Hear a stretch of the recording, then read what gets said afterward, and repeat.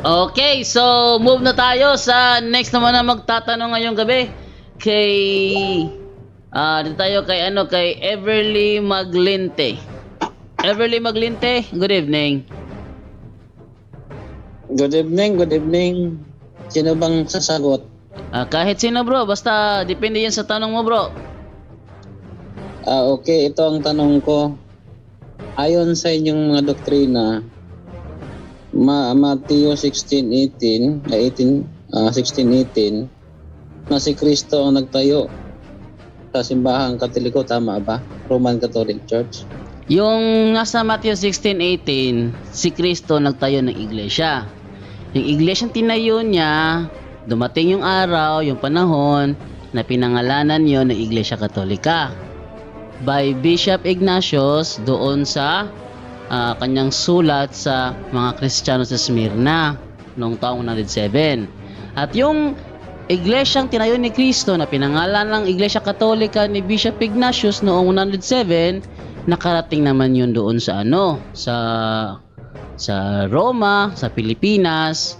At pagdating ng 1870, binigyan ng kanyang official name, Iglesia Katolika Apostolica Romana. Yun bro. Okay, next kong question. Brother Jondo, Next kong question. sandali lang. Pwede, interruption. Pwede malaman natin anong relihiyon niya, Brother Jondo? Ano daw really mo bro? UPC, UPC. UPC.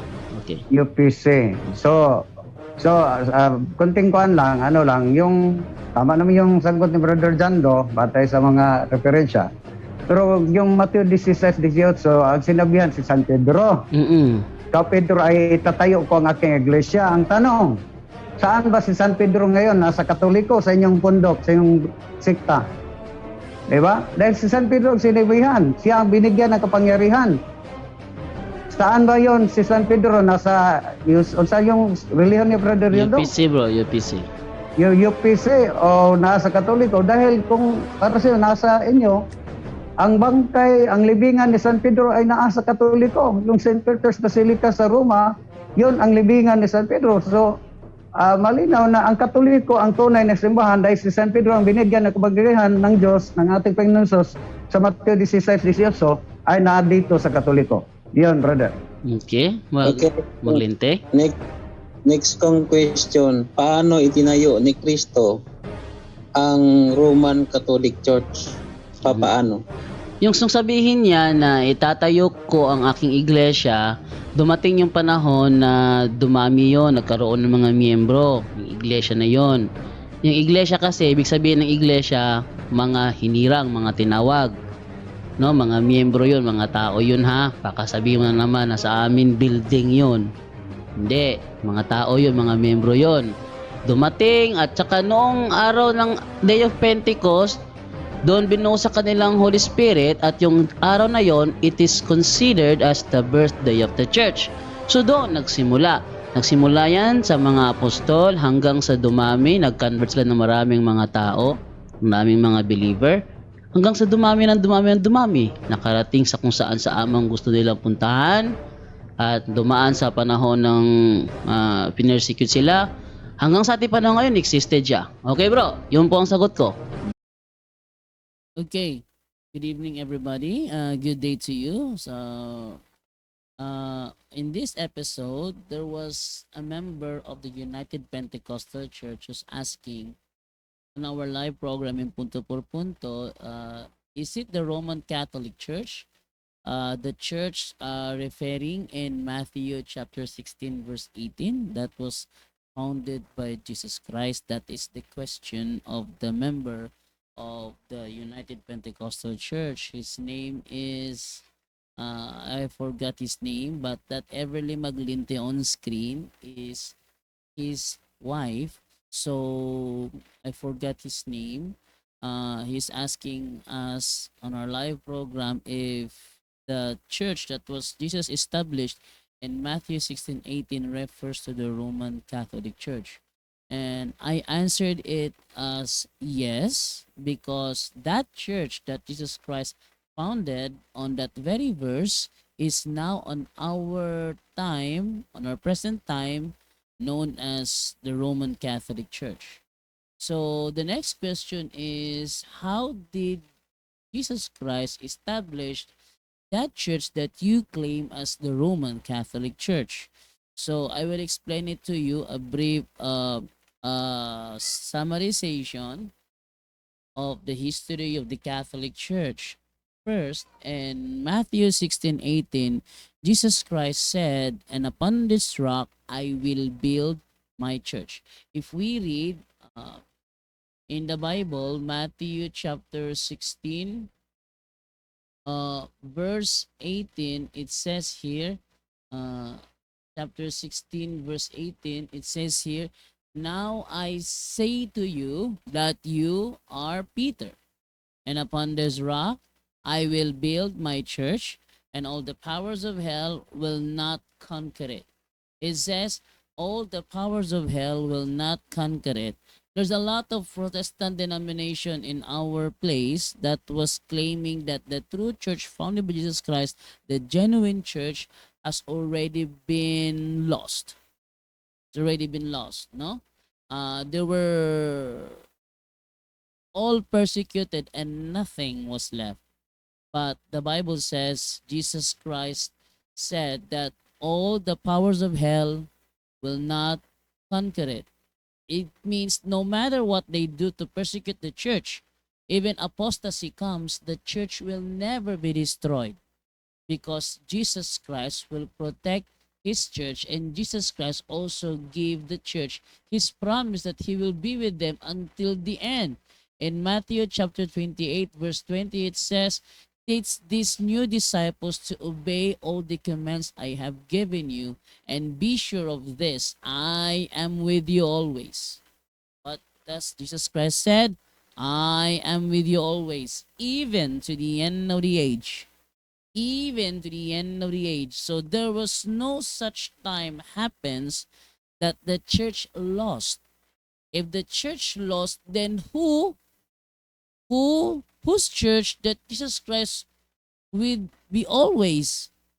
Of course, he promised that word, that very word, to the church he founded, to the church he established. It means no matter what happens, the church will not be lost.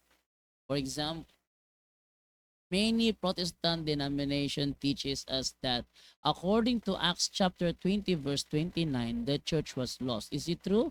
Let us read chapter 20:29. It says, "I know full well that false teachers like vicious wolves will come in among you after I leave, not sparing the flock. Even some of you will distort the truth in order to draw a following." It means some of the members of the true church will distort the truth in order to draw to have a followers behind them. If we read it in uh Good News Translation in chapter in verse 30, it says, "The time will come when some men from your own group will tell lies to lead the believers away after them." To lead the believers away after them. Now the question is, did it happen? Of course it happened. But remember, Jesus Christ said, "I am with you always." If he said, "I am with you always," we believe that Jesus Christ will not fail his own promise. He said, "He will be with you always." Therefore, that church will never be lost. If persecutions persist, the church will never be lost. They will remain intact. Again, if they read Acts chapter 20 verse 30, they will not include Acts chapter 20 verse 32. According in 32, "And now I commend you to the care of God." What does Apostle Paul says? "And now I commend you to the care of God and to the message of his grace, which is able to build you up and give you the blessings God has for all his people." The church that will that will be the subject of those apostasy and persecutors will was commended by Apostle Paul to the care of God. If it is God who takes good care of the church, does God will allow that the church promised by Jesus that he will be with them always will be lost? I don't think so. God will not allow them to be lost on the surface of the earth. That's why Apostle Paul says, and to the message of his grace, which is able to build you up. The message of his grace, which is able to build you up. Therefore, it will never be lost. If you encounter a church denomination wherever you are, in the Philippines or outside the country, if you encounter a religious denomination saying that the true church of Christ was lost, huh? Was apostatized, all over, nothing was left. If you encounter that kind of church teaching or church doctrine, then that church is a red flag. You know what's red flag? It means there's something wrong. That is not the true gospel that Jesus taught his disciples. According to Jesus, and all the powers of hell will not conquer it. According to Jesus, I will be with you always until the end of the world. And how can he be with them always if there was a time that they lost? Huh? How can he be with them always if there was a time that the church lost? I remember. There was once a Catholic faith defender named Alfie Hava. So many years, he has been a good defender of the Catholic, but because there's something happened here in the place where and he found out that no one is trusting him. Um, he went back to the Seventh Day Adventist, and when he went back to the Seventh Day Adventist, I encountered him and asked him if Jesus Christ is not the founder of the Catholic Church. Can you tell me who? Because I know that he is once a member of the Catholic Faith Defender. He knows about the history of the true church. But his answer, in accordance with the teaching of the Seventh-day Adventists, he said that the genuine Church of Jesus Christ has lost. Sad to say, he told me that today, in our present time, there is no genuine Church of Christ because the genuine Church of Christ has already been lost. It is not a surprise for me because even in the Seventh Day Adventist, they teaches that the true Church of Christ was lost and was lost their purity and power. If we read their book named The Great Controversy, I will show you the teaching of the Seventh Day Adventist and their book The Great Controversy. It says here, look, they said, most of the Christians at last consented to lower their standard and a union was formed between Christianity and paganism. The question is it true that there was a union was formed between Christianity and paganism? Okay, so much better if we have a research about it. Is it true? Let us read. Is it true that there was a union? There was a union between Christianity and paganism. Okay, let's research. I am asking here chat GPT. Let us see. According to chat GPT, wait for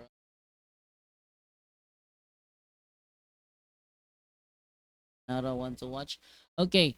According here, I will make you read what I will show you what I am reading here. It says, mhm, it says here that is it true that there was a union between Christianity and paganism? The short answer is there was no official union where Christianity merged with paganism as one religion.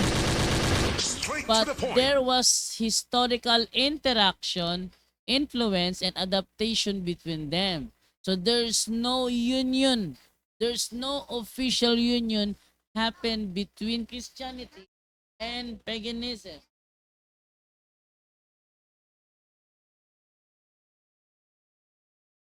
But the Seventh-day Adventist teaches that there was a union that merged between paganism and Christianity, which is very wrong. According here, Christianity and paganism were originally opposed. Huh? In the early centuries, Christians were actually persecuted by pagan Rome, especially under emperors like Nero and Diocletian. Christians refused to worship Roman gods or the emperor. This led to martyrdoms and widespread persecution. So at the beginning, Christianity did not mix with paganism. It rejected it completely. And what happens next? A major turning point, the Edict of Milan. In 313 AD, Emperor Constantine the Great legalized Christianity. Christianity went from persecuted, tolerated, and then later favored. Paganism was still practiced at this time. This is where people often claim a union, but historically it was more of a transition of power, not a merger of beliefs. Cultural adaptation, not doctrinal mixing. As Christianity spread across the Roman Empire, many converts were former pagans. The church sometimes reused existing cultural forms like buildings, language, calendar, timing, replaced pagan festivals with Christian meanings. Example often cited December 25, possibly overlapping with Roman festivals like Saturnalia. Important distinctions, core Christian doctrines like Trinity, Incarnation, Resurrection were not taken from paganism.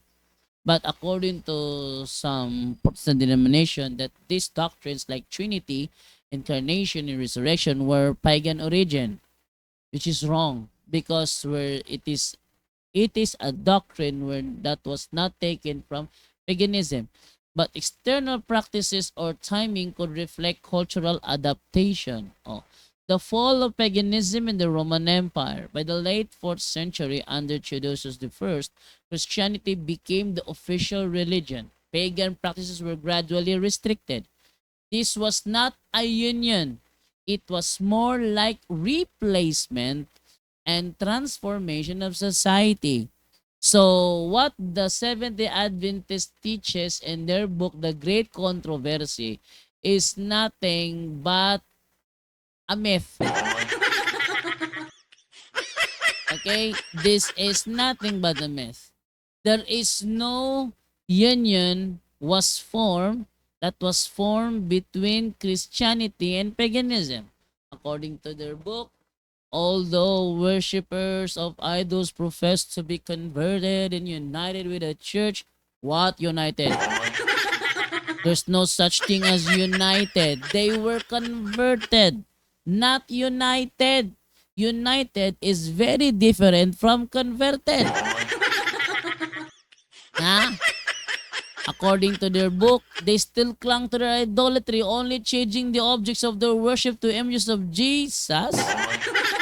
Hey, do you believe that changing their idols from the image of their idols to Jesus? Do you believe that the image of Zeus became the image of Jesus? Oh, the author of this book is not thinking. She's not thinking because the author of this book is Ellen G. White. the founder of the Seventh-day Adventist Church. As the author in this book, she is not thinking. How could she say that the image of a pagan like Zeus, the god of thunder, change form into the image of Jesus? If it does change form into the image of Jesus, then where did they get their image of Jesus in their books? But if you compare the image of Jesus in the Seventh-day Adventist book to the image of Jesus in the Roman Catholic Church, they were both the same. They were both the same. The faces, it have beard, it have mustache, it have long hair. They were the same. The difference is their Jesus is as big as the building. Ah, in their book Alpha and Omega, I don't know which volume. I forgot which volume. There was an image of Jesus standing at outside the building, knocking at the window, and his height is as tall as the building. I think that's the only difference between their Jesus and our Jesus. But when you speak about the faces, they were both the same. They were both the same. So how can they say that the image, according to their book, that the image of their idolatry changing the objects of their worship to images of Jesus?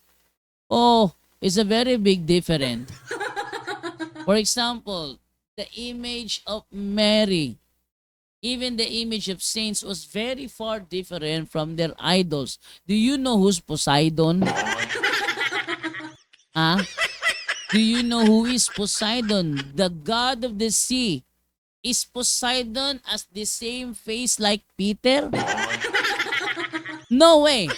Why? Poseidon got a trident. Poseidon have a trident, while Peter have only a shepherd's staff. A shepherd's staff, but not the trident. Trident is very far different from a shepherd's staff. Huh? Oh, what? Wala na. Muna. Okay. What else this says here? It says, the foul leaven of idolatry, thus brought into the church, continued its baleful work. Unsound doctrines, superstitious rites.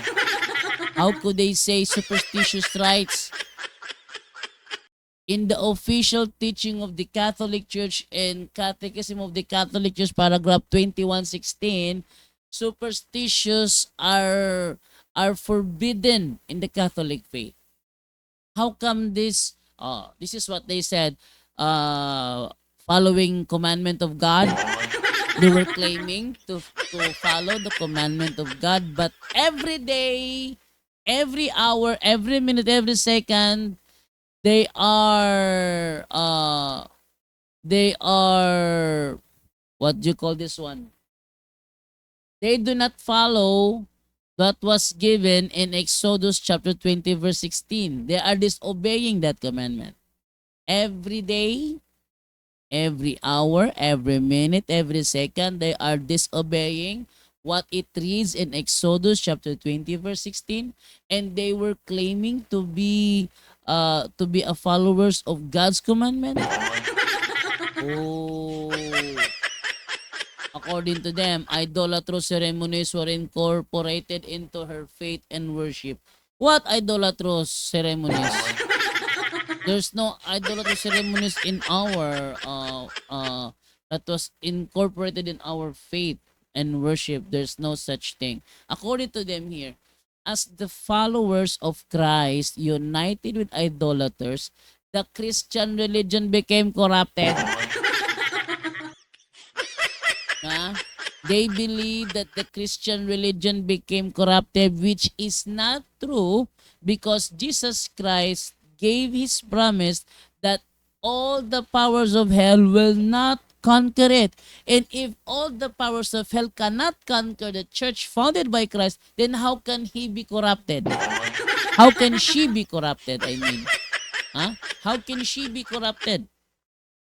There's no way that the church could be corrupted because Jesus Christ had already promised, he already promised that all the powers of hell will not conquer it. If no one can conquer it, then it cannot be corrupted. Oh, and according to Ellen G. White, the church lost her purity and power. That's a very that is contradicting what Matthew 16:18 says. It is a direct contradiction of what Jesus said in Matthew chapter 16 verse 18. Because according to Jesus, all the powers of hell will not conquer it. But according to Ellen G. White, the church lost her purity and power. So that's far different. What happened?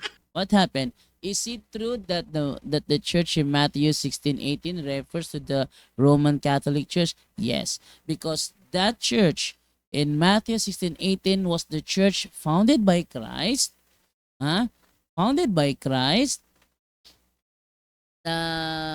reached Antioch, and in Antioch, third bishop of Antioch named the church Catholic Church. And that very Catholic Church produced the Bible, produced the Bible in the time of Pope Damasus, that the one that commands Saint Jerome to compile the Old and New Testament into one book. That's why in 405 AD the Latin Vulgate was released. And then in 1054 was splitted. In 1054 was splitted, Eastern and Western. The Eastern became the Eastern Orthodox Church, and then the Western remains to be Catholic Church. In fact, in 1521, when they reached the Philippine Island, the name of the church remains Catholic Church. The church remained the name Catholic Church in 1521. Then that Catholic Church in 1870 at the First Vatican Council was changed its official name into the Holy Catholic Apostolic Roman Church. So this church, a Roman Catholic Church, is the same church that was founded by Jesus Christ in Matthew chapter 16 verse 18. So that is the answer that was provided to our questioner, a member of the United Pentecostal Church named Maglente. So that's our episode for today, and I hope you understand my English because I am not good in English. I am trying to learn more English vocabularies. I am trying because I am not good in English. Many of our Filipino viewers, especially there in the US, are requesting me to make a video, apologetic video in English, and I am requesting my mom, who is recently working in a call center. I am asking her uh, to upload videos of apologetics concerning Catholic faith in English language. So hope you enjoy this episode. Though I am not really good in English, but I am trying to. This is John Do Alabado saying to you, good day, everybody.